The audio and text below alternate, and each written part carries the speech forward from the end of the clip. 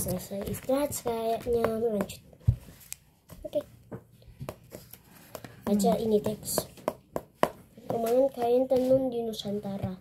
Tenun merupakan salah satu karya budaya Indonesia. Tenun diproduksi di berbagai wilayah di seluruh Nusantara, di antaranya Jawa Barat, Ternate, Lombok, dan Flores. Tenun memiliki makna, nilai sejarah, dan teknik yang tinggi segi warna, motif, dan jenis bahan atau benang yang digunakan, serta memiliki keunikan antara daerah. Dan tenun dibuat dengan menggunakan alat tenun. Kain tenun tidak diproduksi menggunakan mesin. Hal inilah yang membuat kualitas tenun tetap terjaga dengan baik dari segi teknik produksi, desain, dan produk yang dihasilkan. Saat ini perkembangan industri tenun semakin pesat. Peringkat industri tenun berbagai daerah di Indonesia sangat penting sebagai cara melestarikan warisan budaya bangsa sekaligus menjadi produk kebanggaan bangsa Indonesia. Pemerintah lokal terus berupaya agar kain tenun dapat menembus pasar internasional.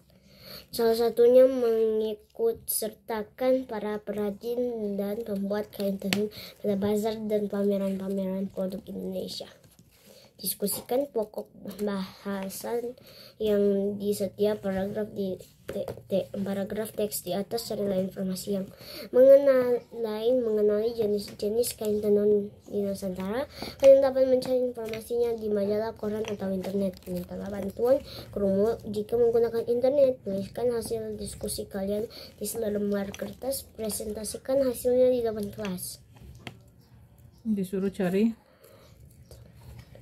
Diskusikanlah pokok yang ada di setiap paragraf teks di atas. Kamu tahu apa itu tenun? Tahu. Bikin kain dari benang satu-satu. Bikin kain dari benang satu-satu. Pakai DP alat. Penjahit. Taruh di atas sini. Cari di Google yang proses tenun tradisional. Alat dan proses tenun tradisional. Alat dan proses tenun. Proses tenun tradisional. Apa itu tradisional? Makanya nanti lihat sebentar di video. Ada perbedaan tradisional berarti DP alat masih pakai tenaga manusia, masih manual. Kalau alat produksi pabrik berarti taruh sana. Berarti pakai mesin. Dia produksi banyak-banyak. Kalau kain tenun ini satu kain satu kali bikin. Kalau di pabrik satu kali bikin 1000 potong kain. Itu DP beda. Mengerti tidak? Iya, tradisional dan nasional itu perbedaannya. Tradisional bukan tradisional dan nasional. Tradisional berarti DP kasar kampungan, masih cara dulu-dulu. Tradisional dan pabrikan. Pabrikan berarti pakai mesin dengan teknologi canggih. Itu DP opposite, bukan tradisional dan nasional. Kok nasional itu bicara Indonesia, dari Sabang sampai Merauke. Understand? Apa tuh tradisional? Tradisional itu masih pakai cara kampung-kampung yang zaman dulu. Pabrikan itu pakai cara pabrik yang teknologinya canggih dan cepat. Oke. Nasional itu apa? Nasional itu berbicara tentang Indonesia dari Sabang ke Merauke. Terus?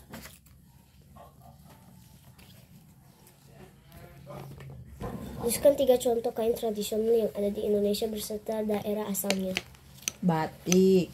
Batik dari Papua.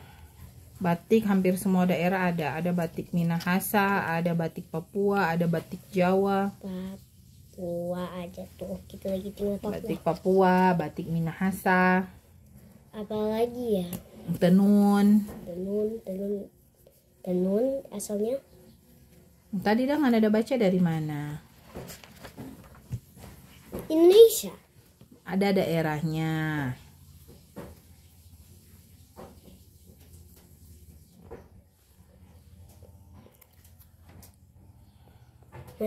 Kok tidak ada? Ada. Aku Jawa aja Barat, dengar. Lombok. Lombok.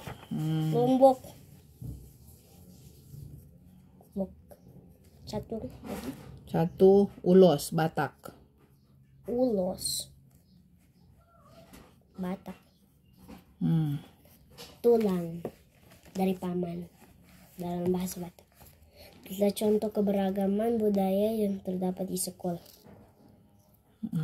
Apa-apa yang berbeda di sekolah, apa-apa budayanya, apa-apa. Apa itu budaya? Suku, tarian, makanan daerah. Aku pilih tinutuan.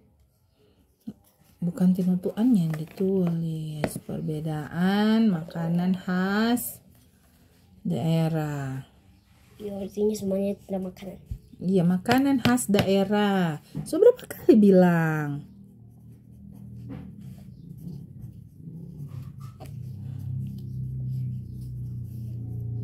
Bagaimana cara melestarikan keberagaman budaya yang terdapat di sekolah? Gimana? Kerja bakti. Ini bicara budaya. Budaya berarti tari-tarian, lagu daerah, baju daerah. Bagaimana caramu melestarikan di sekolah? Melakukan semua itu ulang. Melakukan apa? Melakukan tarian, Tulis, melakukan tarian daerah, menyanyikan lagu daerah.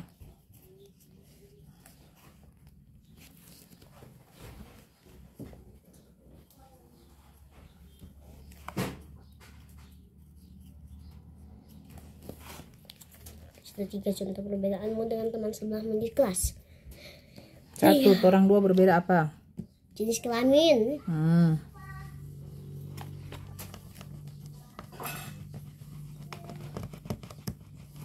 Beda unik. Ciri khas, bukan beda unik. Ya, tersalah lagi.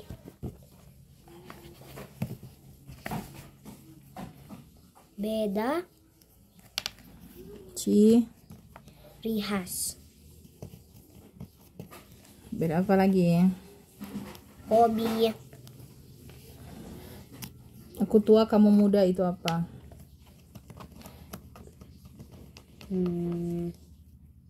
Beda umur.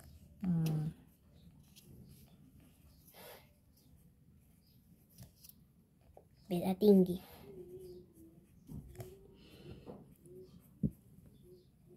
Tinggi badan. Nggak sejelas. Nanti ada beda tinggi hati lagi. Tinggi hati bagaimana, Sob? Bong. Iya. Kamu sudah lupa ungkapan tinggi hati, Lupa. buah hati. Buah hati itu anak. Coba jawab. Sama apel aku. Sedikit lagi sudah put. Batik di Indonesia. Batik merupakan kain khas Indonesia yang telah diakui oleh dunia. Keindahan motif batik membuat banyak orang ingin mengetahui asal-usul batik yang ada di Indonesia. Tak jarang banyak masyarakat lokal pun dari macan Baca baik.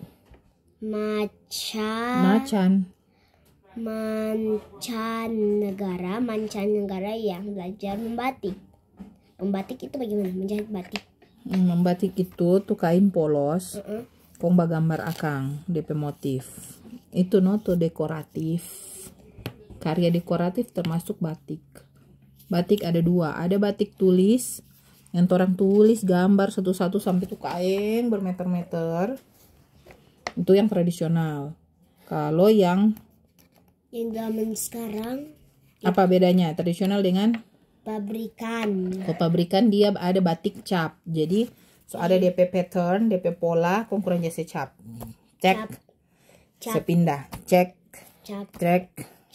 Itu jadi lebih cepat kan. Tapi lebih mahal yang batik tulis karena ditulis dengan tangan. Yo, bikin capek-capek. Ya quick. Dengan mahal. Oke. Batik telah ada di Indonesia sejak masa kerajaan Majapahit. Majapahit di mana sih?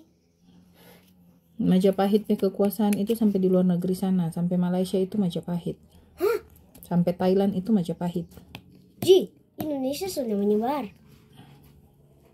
Kala itu pengembangan batik yang banyak dilakukan di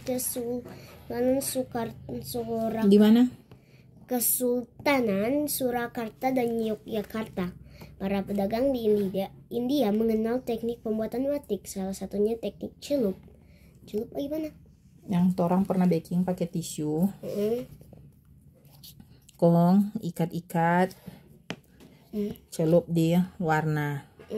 DP sebelah lagi ikat lagi, celup di warna lain, ikat lagi, celup di warna lain, serta buka dia jadi warna-warni.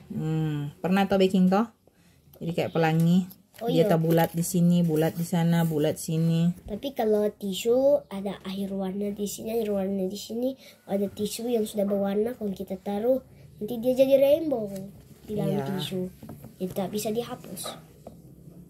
Pada abad kedua, abad ke-12, para pembatik di Pulau Jawa memulai dengan membatik dengan menggunakan canting. Canting itu apa? Itu tuh DP alat canting itu yang kayak pensil, kayak bolpen tapi ada DP tempat tinta. Taruh tinta di atasnya, kok nanti tulis di batik, di kain. Garis tuh canting supaya nggak lupa. Teknik celup. Terus Kerjaan Majapahit, mau cari arti katanya. Mereka menorehkan lilin ke permukaan kain mori. Teknik ini dianggap sebagai teknik membatik khas Indonesia. Motif batik yang bermacam-macam dipengaruhi oleh keberagaman suku bangsa Indonesia. Iyo, Indonesia memang kain kaya. mori di garis. Kamu tahu soal apa tuh kain mori? Iya. Terus. Garis bawahilah kalimat utama setiap paragraf pada teks tersebut.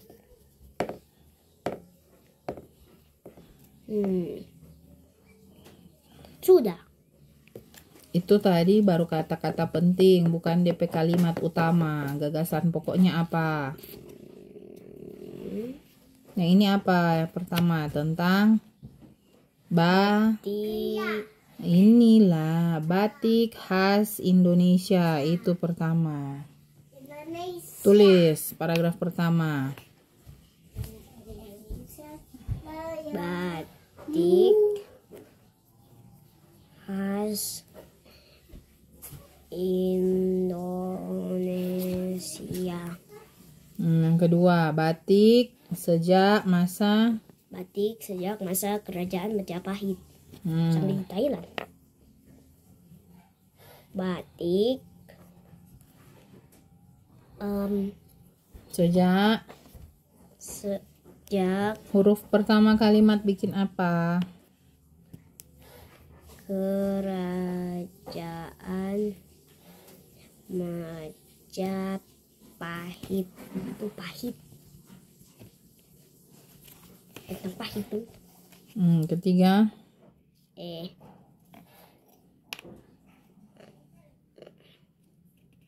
Batik tradisional Indonesia, pakai canting itu. Batik tradisional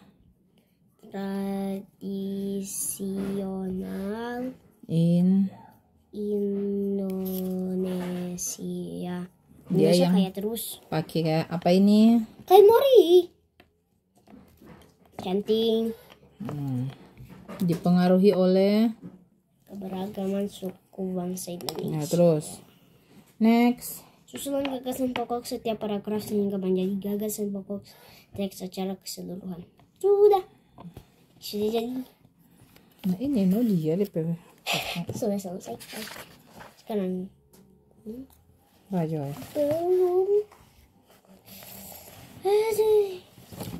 Ini belum baca, nanti kamu nggak ngerti. Setiap siswa di sekolah memiliki keunikan sendiri yang berbeda-beda. Misalnya berbeda suku bangsa, budaya atau bahasa daerah. Garis.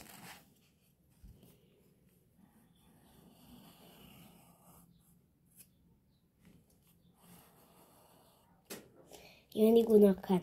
Perbedaan lainnya yaitu berbeda sifat, karakter, serta yang digunakan. Serta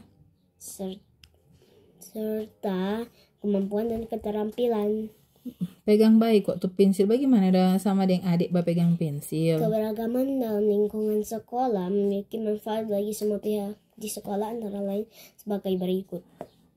Adanya keberagaman sifat teman di sekolah membuat kita menyadari bahwa kita harus hidup rukun. Kita juga harus saling menghargai antar teman. Adanya perbedaan kemampuan dan keterampilan dapat bermanfaat ketika bekerja sama dalam kelompok yang memerlukan berbagai keahlian. Adanya perbedaan yang mengembangkan kreativitas siswa dalam berpikir. Setiap siswa memiliki kelebihan di bidangnya masing-masing. Oleh karena itu, siswa tidak selalu merasa paling pandai di kelas. Keberagaman di sekolah dapat menjadi sumber belajar berkomunikasi dan bekerja sama dengan baik dan perbedaan. Itu di bawah dan ya lewat kok. Cuma kinerja praktik. Iya, apa yang mau baca? Mendiskusikan manfaat keberagaman hobi teman-teman di sekolah. Coba tong diskusi. Kamu hobinya apa? Hobinya main Lego. Aku hobi membaca. Apa ada manfaat dong? Main Lego menambahkan kreativitasku. Kau banyak membaca apa? Mendapat lebih banyak ilmu pengetahuan. Oke, next. It's easy. Menentukan simetri putar pada bangun datar. Tunggu. Satu lagi. Kalau main Lego itu melatihkan motorik halus. Satu lagi ya. Melatih kesabaran dan kemarahan. Sebuah taplak meja berbentuk persegi diletakkan di atas permukaan meja yang juga berbentuk persegi. Taplak meja tersebut dapat diputar sehingga hasil putarannya akan membentuk pola yang sama seperti sebelum diputar. Perputaran taplak meja berbentuk persegi tersebut dapat digambarkan seperti berikut. B, A, B, C, D, B. Titik A Ke titik B. A, B, C, D. Tapi ini persegi panjang. Itu dibilang persegi. Nih, titik ini kenapa dia pindah? Karena di sini dia tengah. Coba putar begini. Toh? A, B, C, D. Toh? Sama. Baru diputar lagi. Coba lihat DPE itu. D, A, B, C. Dia putar lagi. Coba lihat kalau sama DP huruf. Oh iya, sama. Kalau begini dia kembali ke posisi semula. Jadi dia ada 4 putaran. Lanjut. 360 derajat. Apa gunanya titik yang di atas ini? 270 derajat. Itu DP nama derajat. Bacanya derajat. Oke. Sebuah bangun datar dikatakan memiliki simetri putar jika saat diputar akan membentuk pola yang sama minimal 2 kali. Perhatikan contoh lain simetri putar pada persegi panjang dan segitiga sama kaki berikut. Tetap sama. Kalau persegi panjang yang kayak mama ini kan persegi panjang ya, ini loh. Itu DP tengah. Kalau dia putar 1/4, ini kan dibilang 1/4 toh. Satu kali putar 1/4. Nah, dia belum simetris. Dia harus putar 1/2. Ya, 1/2 tambah 1/2 kan 1/4 tambah 1/4 jadi 1/2.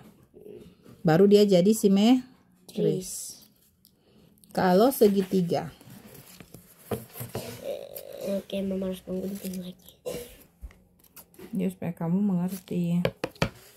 Ini segitiga. A, B, C. Ini DP titik. Dia putar begini 1/3 putaran. Dia sama toh simetris.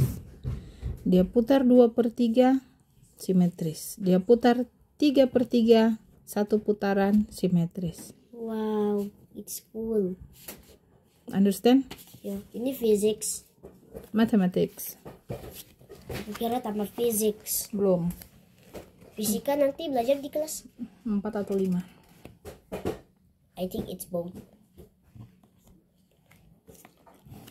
Sebuah persegi panjang dapat membentuk pola sama jika diputar satu ketua, putaran penuh. Ini berarti persegi panjang merupakan bangun datar yang memiliki simetri putar. Bangun segitiga sama kaki hanya dapat membentuk pola yang sama jika diputar satu putaran penuh. Ini artinya segitiga sama kaki merupakan bangun datar yang tidak memiliki simetri putar. Nah, itu dia segitiga. Kan segitiga ada banyak macam. Kalau ini orang segitiga sama sisi. Kalau segitiga sama sisi dia ada simetri putar. Iya, tapi kalau sama kaki berarti DP segitiga begini. Sama kaki. Sama kaki berarti Ya begini. A, B, C. Yang DP kaki yang sama A ke B dan A ke C. C ke B beda. Kalau ini sama semua DP panjang. Kok ini 2 cm, 2 cm, 2 cm. Kalau sama kaki berarti DP ini dan ini sama. Ada 2 sisi yang sama, satu sisi berbeda. Nah, kalau ini kan dia harus putar satu putaran baru dia jadi simetri. Wow. Kok ini putar sepertiga. Kalau segitiga sama kaki. Aku sudah terdengar jelas. Tulis ini. Segitiga sama kaki memiliki segitiga sama kaki. Sama sisi.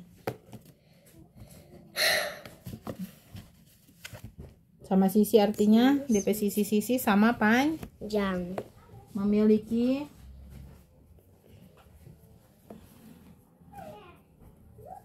berapa simetri putar? 4 kali. 3 dong. Oh iya, kan 3. 3 kali. Sepertiga dia, sepertiga. Kamu tulis apa? Baca ulang, jangan salah. Segitiga sama sisi memiliki sama panjang 1/3. Memiliki sisi sama panjang. Sisi sama panjang, terus ke sana dulu. Baris kedua lain mau tulis. Sisi sama panjang. Titik. Segitiga sama sisi.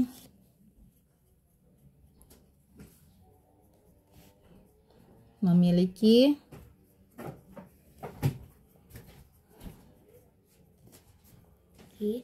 simetri putar.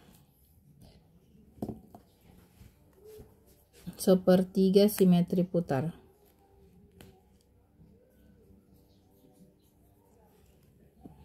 Sepertiga di sini, 1/3. Kalau ini kan dia 1/4. Terus coba latihan soalnya. Ini punya simetri putar. Tapi nanti dia kalau putar penuh. Satu putaran. Jadi centang. Ini centang. Ini centang. Ini centang. Tidak. Jadi masa air di itu. Yang ini ada centang. Oke. Belajar 6. Produksi sandang. Kalau tunggu. Kalau ini dia berapa putaran? 6. DP simetri putar 1/6. Tulis dong. Kalau ini? Tidak ada. 1. Dia nanti jadi sama ulang. Dia kayak ini. Nanti sama ulang kalau dia seputar 1 kali putaran penuh.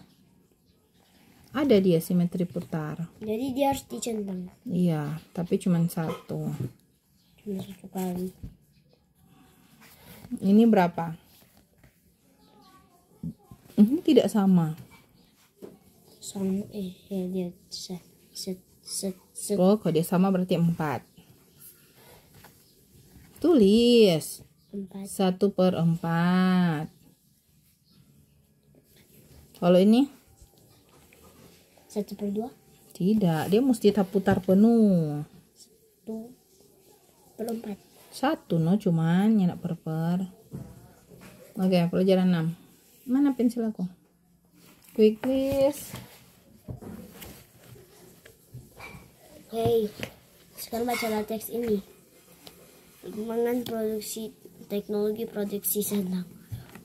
Zaman dulu manusia mengenakan pakaian dari kulit hewan. Sebelum adanya teknologi industri, manusia menggunakan alat-alat di sekitar mereka untuk bertahan hidup. Salah satunya menggunakan kulit hewan untuk mencukupi kebutuhan sandangnya.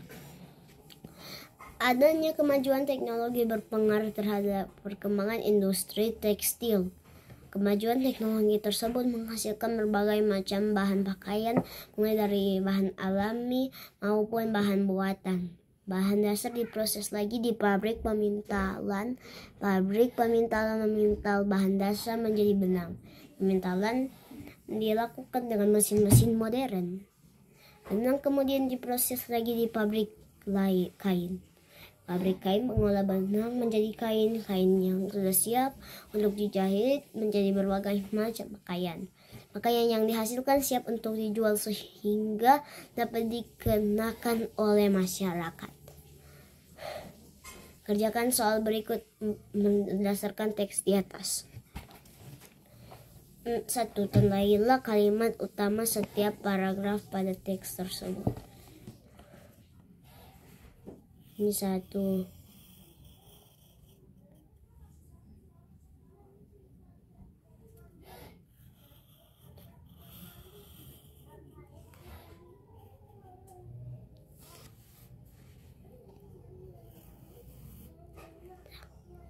Isi.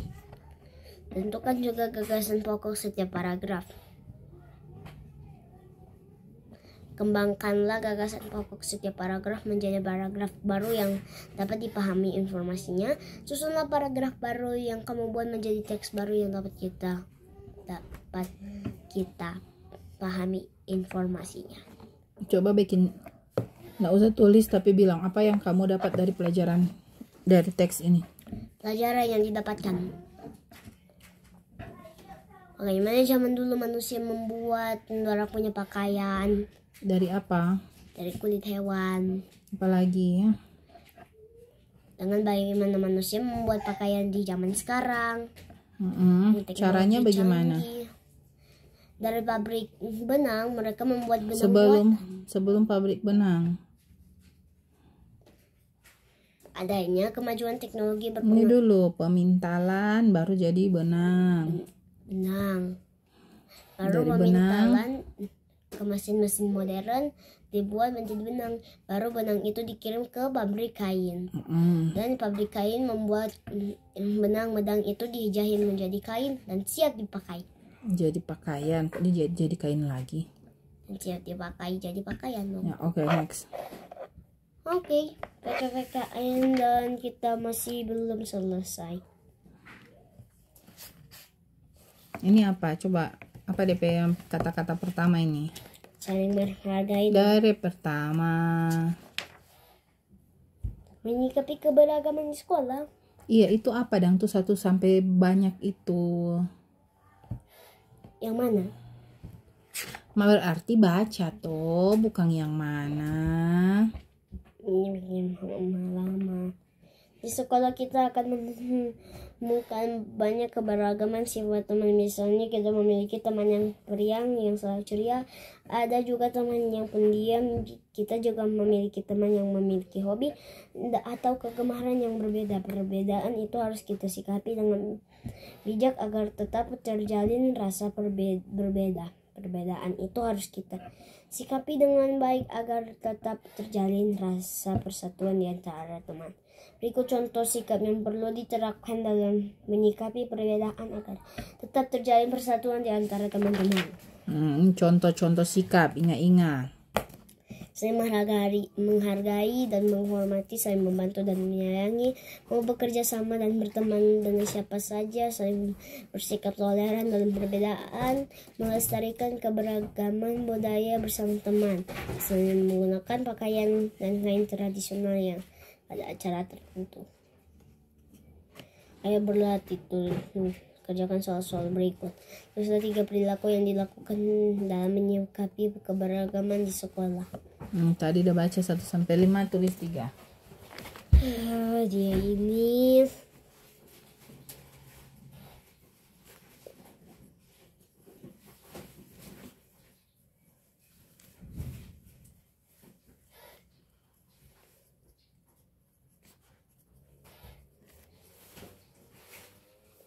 membantu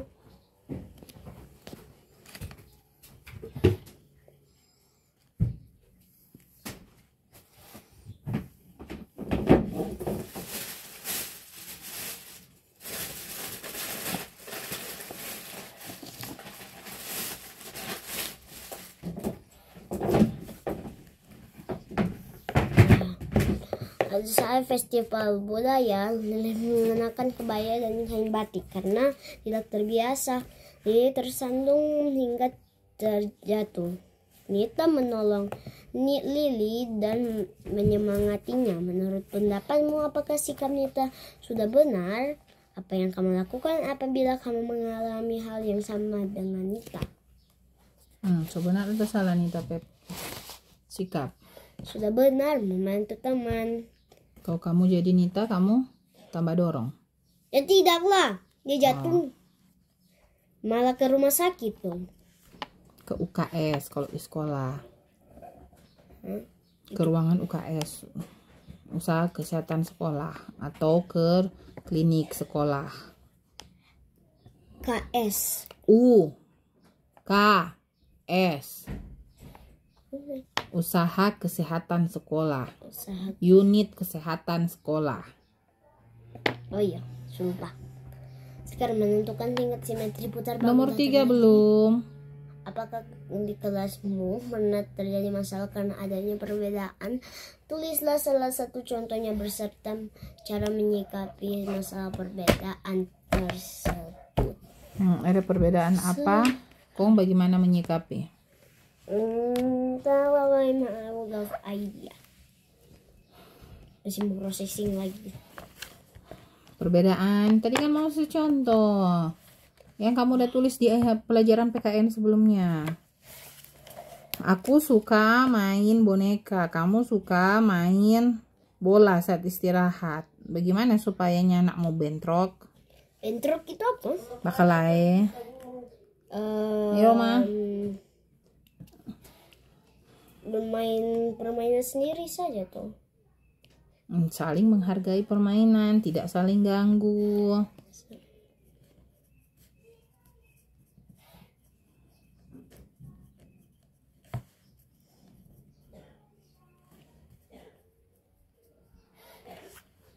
Oke. Sekarang di simetri putar bangun datar. Banyaknya pola yang dapat dibentuk suatu bangun datar dalam sekali putaran menyatakan tingkat simetri putar bangun datar tersebut.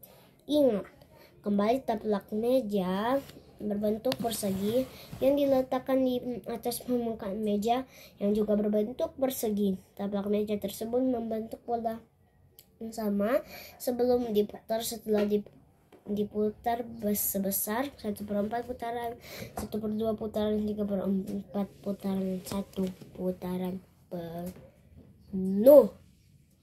Posisi awal putaran 90 derajat, putaran 180 derajat, putaran 270 derajat, putaran penuh 360 derajat. Tarsius bisa putar DP itu tuh tidak patah. Dari tersebut dapat dilihat bahwa persegi dapat membentuk pola yang sama seperti sebelum diputar. Setelah diputar 4 kali, jadi persegi dikatakan memiliki simetri putar tingkat 4. Perhatikan bentuk segitiga yang sama sisi pada persegi panjang berikut. Pada persegi panjang, baca baik. Persegi panjang. Segitiga sama sisi Dan persegi dan tadi Ngana baca pada, beda itu. Dan persegi panjang berikut 60 derajat, 120 derajat, 180 derajat. 180 derajat, 360 derajat, cepat sekali. Kalau ini dia 3 kali berputar toh. 1, 2, 3. Berarti dia tingkat berapa? Ya tingkat 4. 3 no. Dia 3 kali berputar, tulis sini tingkat 3. Simetri putar tingkat 3. Tingkat 3. Kalau ini dia berputar berapa kali? 1, 1, 2. Simetri putar tingkat 2.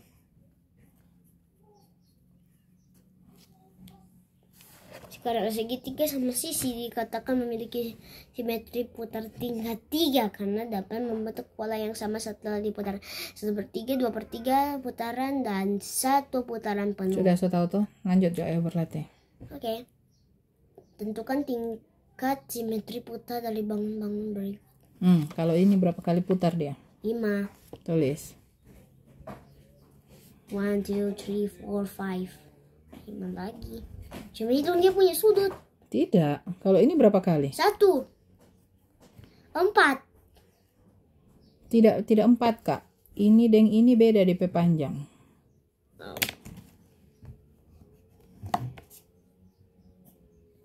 Dua. Dia kan kayak ini.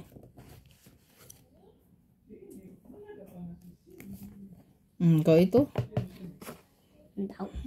Kalau di sini DP titik toh, kong kasih putar. Coba imagine.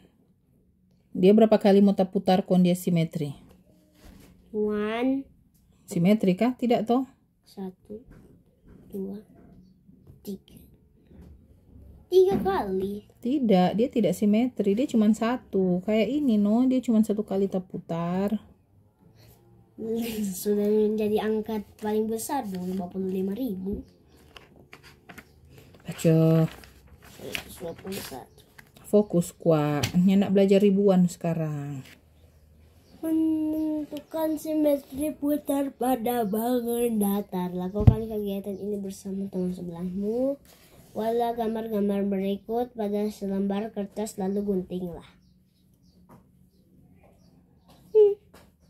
Ini berapa? Tingkat berapa? Tingkat berapa? Tingkat berapa? Ini tingkat 4. Tingkat 4. 2 kak. DP titik ini, jarak dari titik ini ke sini dengan titik ini ke sini itu berbeda. Kalau dia jarak sama, DP ini 3 cm, ini 3 cm, itu bisa jadi 4. Iya dek. Ya bajemur dulu nih. Tingkat 3. Ini tingkat berapa? Tingkat 5. Baca baik, DP titik putar di mana? Itu gambar 1, buatlah gambar pola setelah bangun diputar 1 putaran. Ayo sudah. Tentukan. Oke. Sakit belakang. Pause. Closing prayer. Ini baking sore. Oke. Aku teman-teman sebanyak situ. Jesus bless now, thank you for helping me to study. Amen. Bye.